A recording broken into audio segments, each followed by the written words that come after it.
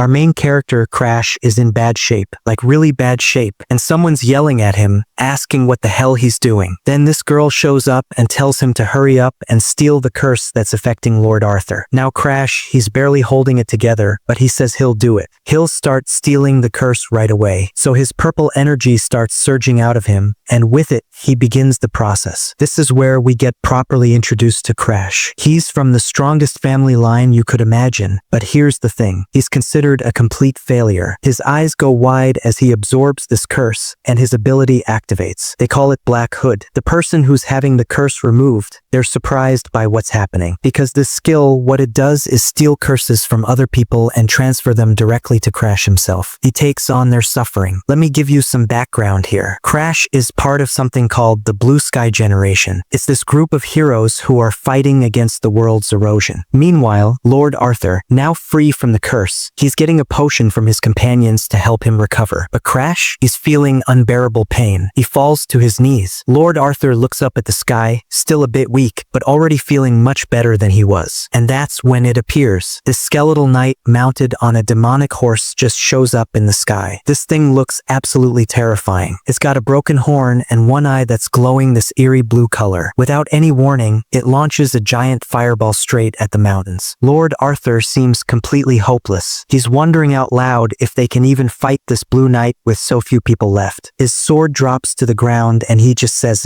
it's impossible to win this fight. Arthur calls out to Sigrana, Bella, and Mary, telling them to come over to him. All three girls rush over and hug him together. Meanwhile, Crash is getting back up, panting heavily, and he calls out the Lord's name. He's absolutely furious now, wondering what on earth the hero is doing. Lord Arthur, with blood trickling from his mouth, says there's no way to beat that thing. Crash is on his knees, and he's hearing this. Hearing humanity's greatest hero, Arthur himself, speak these empty, completely unmotivated words, showing absolutely zero faith in their victory, and something snaps in Crash. He becomes furious just thinking about the idea of giving up. Because of this reaction, the Lord and his group actually turn their backs on something. And when I say something, I mean a pile of their allies' bodies, just lying there. Crash shouts in anger, demanding to know how many people were sacrificed just so Arthur could be with his women. One of the girls tells him to shut his mouth. Her name's Sean, and she defends the Lord, saying he did his best. Then she insults Crash, calling him a piece of trash who only knows how to steal. Now Crash is outraged. He fires back, saying she has a lot of nerve to call him trash. He points at the Lord's entire group and asks how they can say that to the person who saved their lives. He yells that without his ability, they wouldn't have even gotten close to where they are now. And with this crazed look in his eyes, he offers to refresh their memories. Starting with Abella. Abella is one of the witches from the Magic Tower and a member of the Blue Sky Generation. She's worried about the Lord, but Crash reminds her of something. She couldn't use magic because of a curse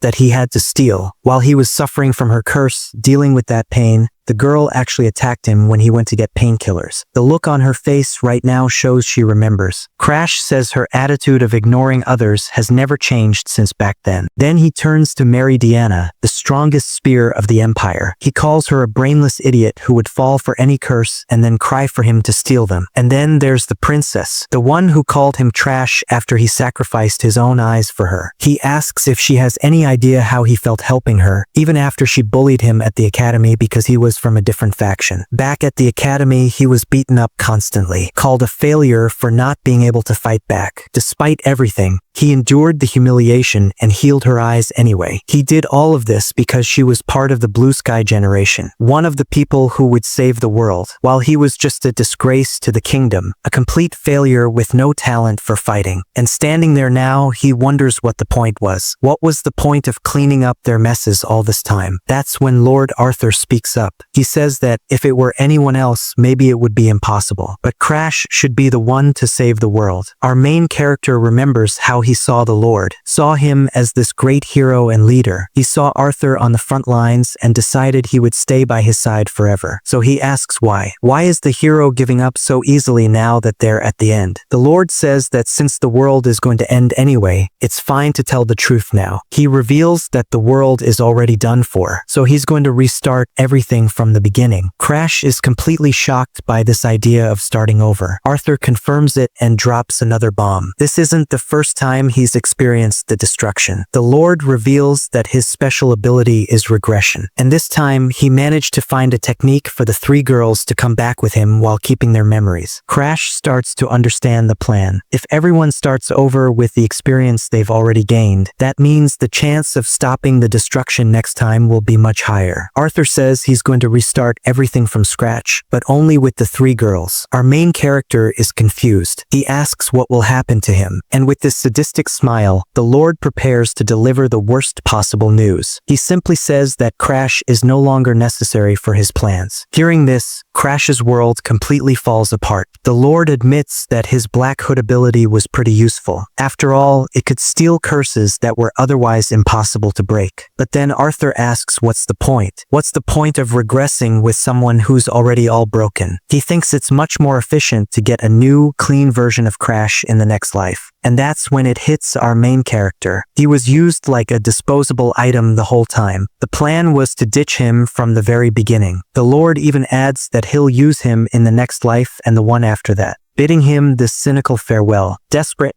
Crash tries to stop the group from leaving, but it's too late. And deep down, he realizes he already knew this would happen. After all, if Arthur were a true friend, he wouldn't have let Crash be ignored by everyone. In a final act of desperation, he screams for Arthur to take him along. Slowly, his consciousness begins to fade along with his strength. At this rate, he realizes he'll die before the world even ends. But our main character refuses to accept such a pathetic ending. He remembers something crucial. The Black Hood can steal abilities, not just curses. Faced with this situation, he decides to risk it all and activates his ability. Meanwhile, Arthur and the girls are continuing the regression process. And that's when a dark energy shoots out from Crash's body and lunges forward. With a triumphant smile, he realizes his plan worked. The purple energy completely envelopes Lord Arthur's body. His goal is singular: to steal the regression ability from that traitor. The Lord is surprised and asks if Crash still hasn't given up. Crash reveals something then, that he has lived through countless destructions alongside Arthur, and every single time he was left behind when he became useless. So he informs Arthur that now it's his turn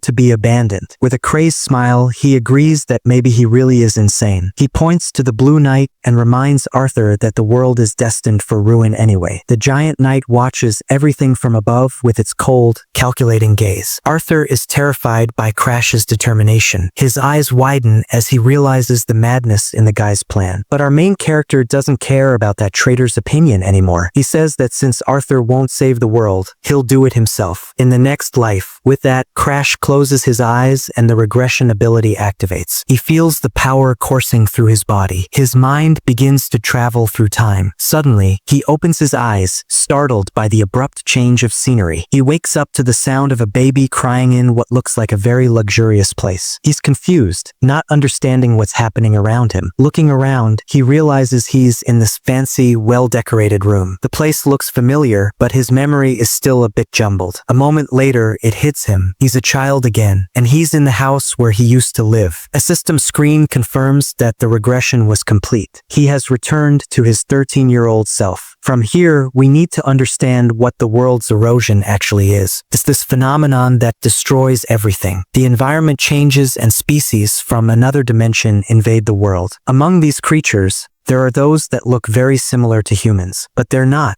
These terrible monsters appear in various different shapes and sizes. They're known as the world eroders, and they are extremely dangerous. Normal humans don't stand a chance. They can only run and call for help. But there are those who fight head-on against this constant threat. They use magic and swords to protect humanity from extinction. These heroes risk their lives in epic battles to save the world. This elite group is called the Blue Sky Generation, and our main character was a part of it. Even with a weak body that only sealed curses, he joined the generation. He was used as a lightning rod for curses, and then betrayed in the end. As he remembers his miserable life, he wakes up back in his bed. Completely confused, he looks around and recognizes it as his old room. Crash finds the change in weather strange because it was winter before and now it's hot summer. He recognizes the place as the Azure Pine Mansion where he lived as a child. This means his final gamble of using the Black Hood on Arthur actually worked. He actually managed to steal the regression ability. He's shocked but relieved by the unexpected outcome. However, he starts wondering, how was he able to steal the ability? Because many people think the Black Hood is a skill that can be used freely, but it has a very distinct flaw compared to other abilities. To steal a target with the Black Hood, he must unlock a lock that's generated upon activation. This lock is generated based on the value the owner places on their target. Even a rock becomes a difficult item to steal if the owner considers it precious. Things the opponent values, like skills, are much harder to steal. The greater the value, the more conditions appear and the harder the theft becomes. So he's wondering what was going on with Arthur at that moment. He remembers that the Black Hood activated, but he didn't see any lock appear. The absence of a lock means something significant.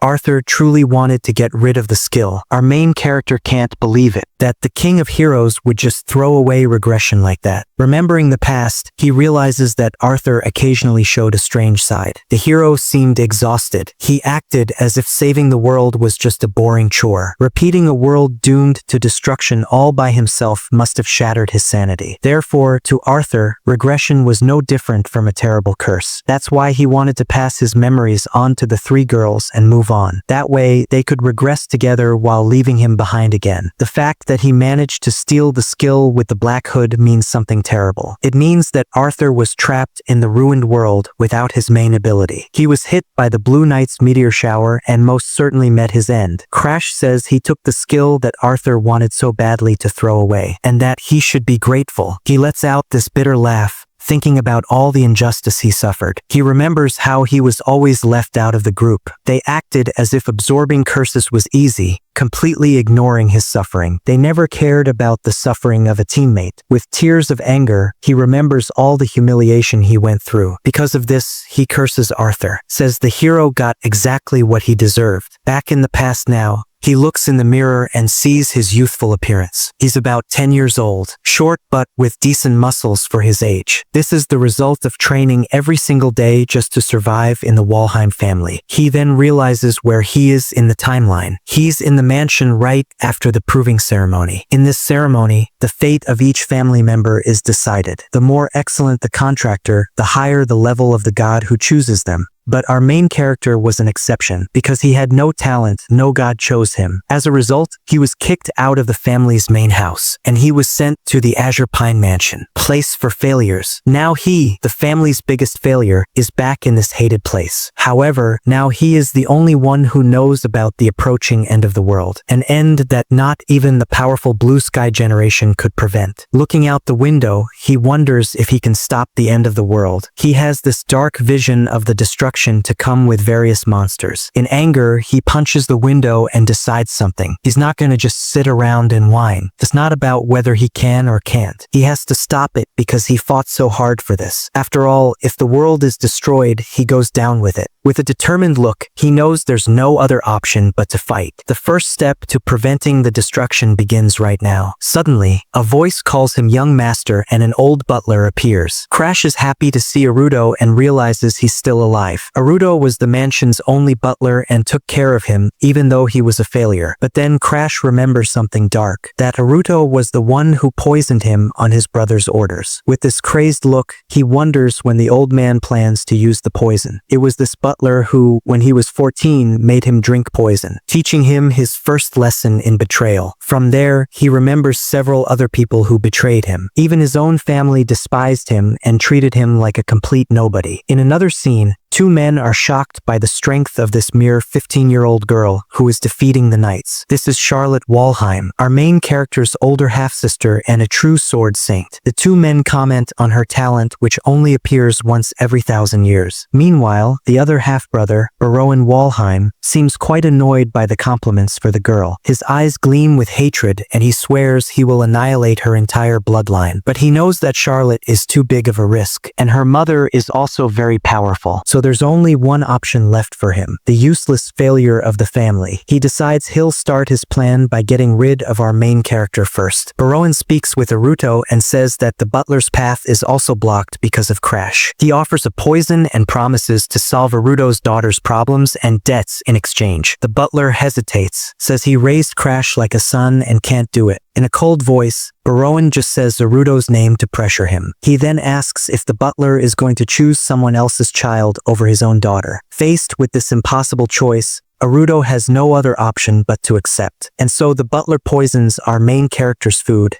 sealing his fate. The butler's hand trembles as he prepares to commit the act. In another memory, Crash looks in shock at Aruto, who is injured and dying in his arms. With his last strength, Aruto apologizes to the young master he loves so much. He regrets betraying the boy he considered his own son. His hand falls lifelessly to the ground, marking the end of his journey. Devastated, our main character wonders what he did to deserve so much suffering. In reality, Aruto couldn't bear the guilt and ate the poison stew himself. Back in the present, Crash confronts the butler, who plays dumb. But the boy asks if he really thought he wouldn't know anything. He realizes he's cornering the butler again and decides to change tactics. Our main character says that if he weren't a failure, Aruto would never have received such an order. Aruto is confused because he expected the boy to cry or get angry at him. However, the young master's reaction is completely different from what he imagined. Instead, Crash invites him to follow, leaving the butler quite surprised. Our main character then gives a bizarre order and tells Aruto to cut the wall. Crash challenges the butler, saying that cutting the wall should be easy for him, and Aruto immediately agrees. Without hesitation, Aruto positions himself to strike the wall with all his might. He draws this giant sword that glows with an intense purple aura. The weapon looks very powerful and is more than ready for the imminent attack. With a swift movement, he launches a precise slash against the library wall. The result is a perfect hole, revealing a secret passage, and Crash praises the cut. Aruto is shocked by the secret passage, while our main character congratulates him on a job well done. The butler stares at the boy and thinks he's acting as if he already knew everything. He realizes the young master is completely different from how he was just the day before. With that, the boy stops in front of a locked door, and the butler wonders what happened there. Our main character stares at the door and says not to make him remember the old days. He remembers that after a fire, everything in that place was reduced to ashes. But this time, he managed to go back in time and arrived before that disaster happened. Faced with the situation, the butler offers to cut the chains. But Crash says he can't do that. This time, he's going to test his own strength. So he activates his ability, the Black Hood. Sinister shadows emerge from Crash and rush forward to devour the door's lock. In the blink of an eye, the chains and the lock break, and the butler is terrified. Crash throws the lock on the ground, and Aruto asks if he made a contract with a god. Our main character thinks to himself that at this point in the story, he didn't have any contracts yet. He lies, saying he made a pact with a minor god and that Aruto can tell his father. The butler is left completely speechless by the young master's response. Aruto remembers that until yesterday, the boy had an empty look in his eyes, as if he had lost his will to live. He believes that the contract with a god changed the boy overnight, and that now he will have new skills. He thinks that Crash has the same blood as the genius Charlotte, and that now he too has potential. With a determined look, Aruto grinds his teeth, seeming to have made a decision. A moment later, the butler calls out to the young master to get his attention. With a bow, he swears he won't say anything until the boy finishes what he started. Our main character realizes that this is one of the disadvantages of regression. Because of his different actions from the past, Aruto is also changing his behavior. But the memory of the Aruto who betrayed him and passed away in his arms still lives in his mind. Crash wonders if Arthur let him steal the skill on purpose, and then cooks up a plan to ensure Aruto's loyalty. He decides that while he's here, the best thing to do is increase the number of pawns he can use. Our main character tells Aruto to do as he pleases, says he will think about his daughter's treatment later. For now, he makes it clear that the top priority is the secret library. With that, the door opens with an intense glow, revealing what's inside. His eyes widen, completely shocked by the sight. A powerful energy explodes from within the library, throwing the boy backward. He's panting and breaking out in a cold sweat.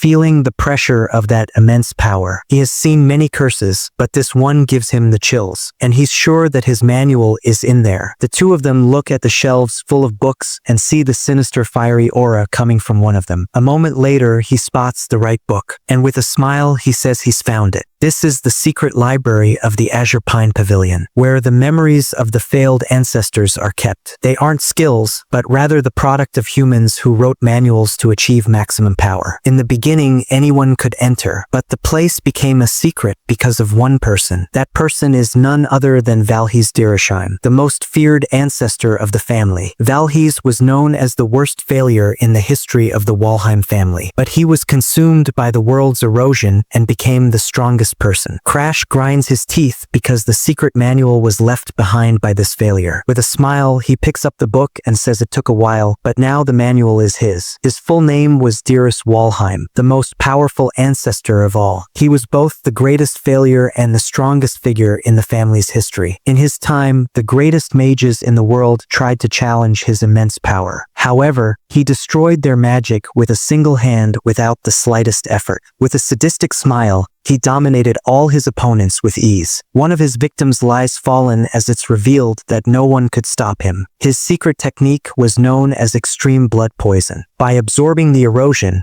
he used a secret technique of madness to wield its power. Crash holds the book and wonders if Dirus went mad from not being able to control the erosion. He remembers that when he was hit by the curse, he used the black hood to weaken it. With the book in hand, he realizes he can use the same principle for the blood poison. The idea is to steal a curse that controls outbursts and use it to neutralize the other. With this, the two opposing forces clash in a confrontation of power. From there, a new energy emerges from this fusion, creating something entirely new. Our main character realizes he can become as strong as Dirus using this method. He then turns to Aruto and calls his name to give his next orders. From this day forward, he orders that no one is to enter the Azure Pine Mansion under any circumstances. The butler accepts the order without question and quickly leaves to carry it out. Aruto decides that he will repay his debt to the young master by refusing Baroan's proposal. After all, his true master from now on is the young Crash. Elsewhere, Baroan is furious. He tears everything apart upon learning that Aruto refused his offer. He looks at a newspaper about the genius Charlotte and complains that she and the failure annoy him greatly. He blames Charlotte's mother's blood for interfering with his direct lineage with his sister Lilash. The woman named Lilash also seems to have a look full of resentment. Because of all this frustration, Baroan grinds his teeth in pure rage. Suddenly, a servant appears behind him, asking if Master Baroan called for him. Baroan sends his servant to the mansion to investigate why the butler changed his mind. The servant returns and says he can't get in, leaving Baroan very confused about the situation. He explains that the young master's butler has blocked the entrance and won't let anyone pass. Baroan is furious to learn that the butler wouldn't even let the head of the family in. He curses Crash, calling him an arrogant failure, while our main character meditates in a purple aura. The boy is completely focused on his training to become stronger. With a punch, he feels the power and wonders if he has finally reached the expert level. There are several realms of aura. The first is the user level where one learns the basics. The second is the expert level, the line that divides geniuses from common folk. He thinks that Charlotte, who is only 2 years older, is already almost an aura master. Even being a monster of talent, she couldn't prevent the destruction. Faced with the world's ruin, the girl was completely powerless and could do nothing. He compares himself to his sister and wonders if he can protect the world. At this rate, our main character becomes pensive and looks at the floor with a very serious expression. A voice echoes in his mind, saying that you'll never know if you don't try. He consoles himself because before the regression, he couldn't even use aura due to the curse. But now things are different, and even if he can't compare to Charlotte, he can grow with the secret manual left by another failure like him. With a determined smile, he affirms to himself that he can become much stronger. A vision of an older him with a powerful aura appears, and he says that this is enough for now. Aruto appears with a towel and congratulates him on reaching the expert level. Crash takes the towel and says it's no big deal to make such a fuss about. While drying himself, he asks the butler why he was waiting there. The butler bows and announces that his fiancée,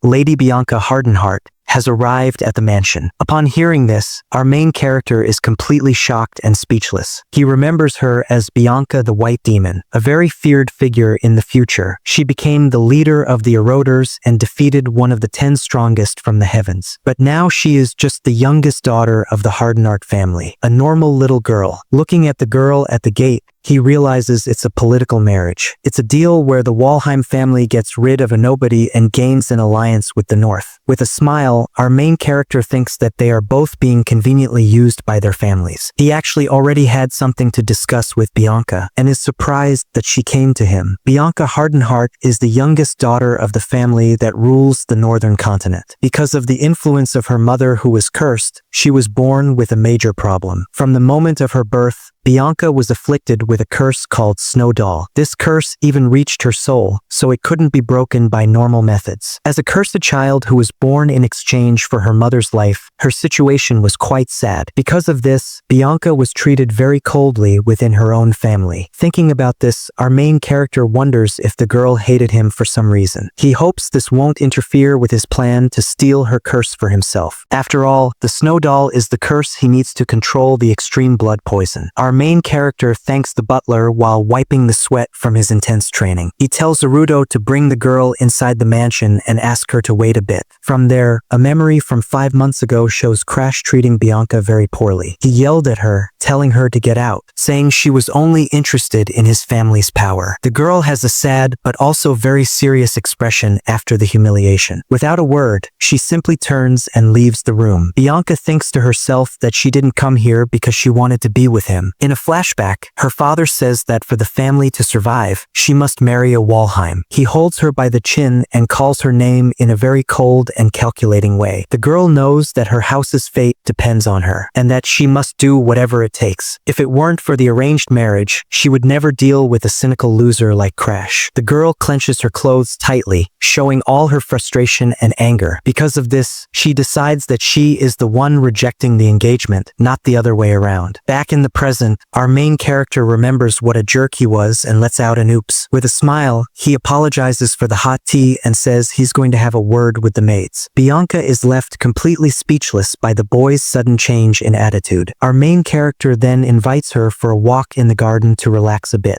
He asks Aruto to bring macadamia cookies, and the girl follows him in silence. Crash says her journey must have been long and that they should see each other more often. Bianca says that for someone like him, his tone sounds more like a superior than a fiancé. The girl stares at him with a serious and suspicious look without saying another word. She thinks something is wrong because he seems like a different person, and she never said she liked cookies. Meanwhile, Crash admires the peace of the garden, and the girl starts to ask a question. She questions him directly, asking if he is really the true Crash. The two stare at each other for a moment, and a tense atmosphere arises between them. Our main character then extends his hand and touches the girl's hair, who is a little surprised. With a sinister aura, he asks if he seems that different from before. Bianca is completely terrified upon feeling the intense bloodlust coming from him. Scared, she immediately apologizes, while our main character realizes he went a little too far. He thinks that his memories are jumbled, but there's one thing he never forgot. What he remembers perfectly is the expression that was on Bianca's face. It was the same face she made on the day she met her end in the North Sea Pavilion. Faced with the situation, he makes up an excuse and says he made a contract with a god. Bianca believes the story and congratulates our main character on his great achievement. Our main character seizes the moment and says he has a proposal to make to Bianca, who is quite surprised. The girl thinks he's going to ask to annul the engagement, leaving the boy indignant at the idea. He apologizes, saying he understands if she doesn't want to marry him, and Bianca finds him very insecure. With a dark look,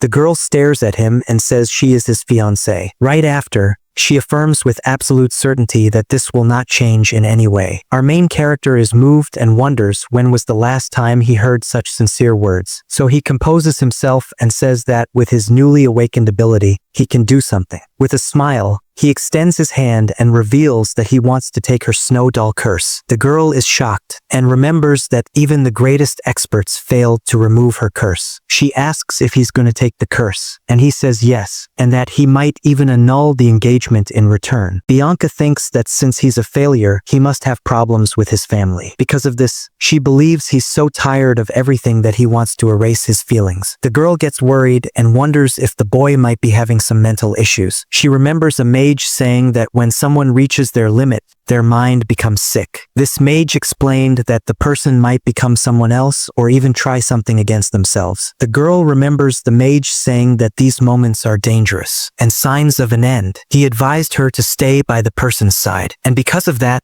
she holds the boy's hand. Bianca says he will get through this, and that he doesn't need a curse to control his emotions. Our main character is completely confused and says she's getting things mixed up. She warns that she will visit him often, and he asks why since she hates him. The girl says she can't abandon someone in danger, and he realizes she didn't deny hating him. Our main character understands that she's very stubborn but has completely misunderstood everything. Since she won't cooperate at all, he decides to use his ability to steal the curse. His lockboard skill activates, and a purple energy completely surrounds the girl. From there, a powerful energy manifests in her hands as she braces for the worst. With that, an unlock condition appears, and our main character gets a big shock. The condition to steal the curse is quite simple. Become a friend to Bianca. He realizes it's a double lock, and that the curse has been a part of her since birth. He thinks being her friend is harder than being her fiancé since the girl has no emotions, so he'll keep her close to prevent her transformation and find an opening. He thinks he can prevent her transformation and take the curse, killing two birds with one stone. Because of this, the best thing to do is to hear what she has to say, and he agrees, saying he'll enjoy seeing her more often. The girl says she'll talk to her father first, and then she'll be back. He watches her leave and thinks that until then, he'll read the secret manuals, and that things are about to get very busy. The next day, he sees a cart full of boxes arriving at the mansion. The cart stops right in front of the main gate, and several men begin to unload the things. A moment later, a voice greets him, leaving our main character quite surprised. It's Bianca, who says she has decided to start living there from this very day. Our main character is completely shocked by the news that she's moving in. Sometime later, he wakes up and realizes someone is sleeping next to him. He sees that it's Bianca,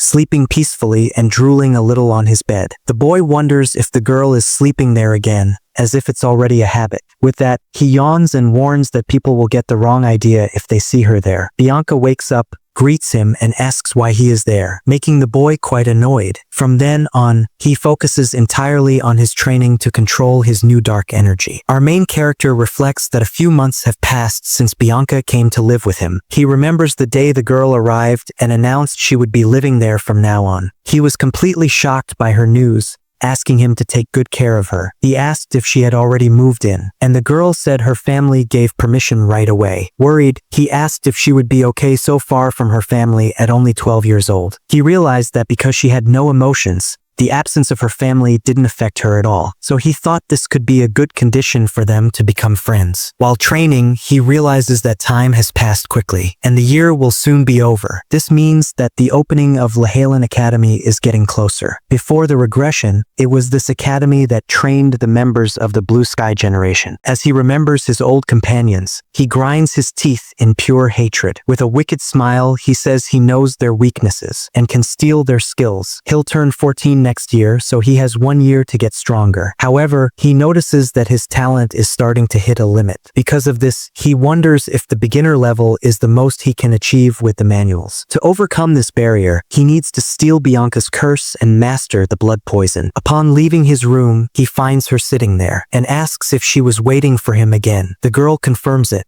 and says she can't leave him alone, making our main character a little tense. Since the summer, she has been following him everywhere like a little bird, even to the bathroom. Our main character wonders when she will finally start seeing him as a friend. He invites her to go out and play, but Aruto interrupts him, calling him young master. The butler announces that an invitation from the Star Sanctuary has arrived, and the boy is curious. This is the name of a party for minors that happens once a year to create friendships. Crash remembers the event, and thanks the butler for the detailed explanation. He thinks that before the regression, then, he was a recluse, so his memories are a bit vague. With a serious look, he starts to think about what he should do next. He believes his brother will be there, and decides to go so that Aruto won't be manipulated again. Our main character accepts the invitation, and Bianca says she's going with him too. The butler warns that the other participants will surely criticize him a lot. Our main character says she might also be a target, and suggests that maybe it's better if she doesn't go. But Bianca refuses to be left behind, and says she's going with him no matter what. After all, she states with a sparkle in her eyes that protecting her partner is a fiancé's duty. Our main character pets her on the head and says he didn't ask as a fiancé, but what she feels. The girl looks at him with a thoughtful expression, and notices that look of pity again. She reflects that over the past few months, the boy has been strangely kind to her. He always treats her well, whether it's asking what she wants to eat or covering her so she doesn't get cold. This warmth comforts her, as she was never treated with such care in her own home. His kindness was so great that she doesn't even remember her terrible first impression of him anymore. Given this, she looks at him and says firmly that she no longer dislikes him, and that she's going. Bianca adds that it's not as a fiancé but of her own free will. Leaving the boy shocked, completely speechless, he just agrees with her decision, not knowing what to say.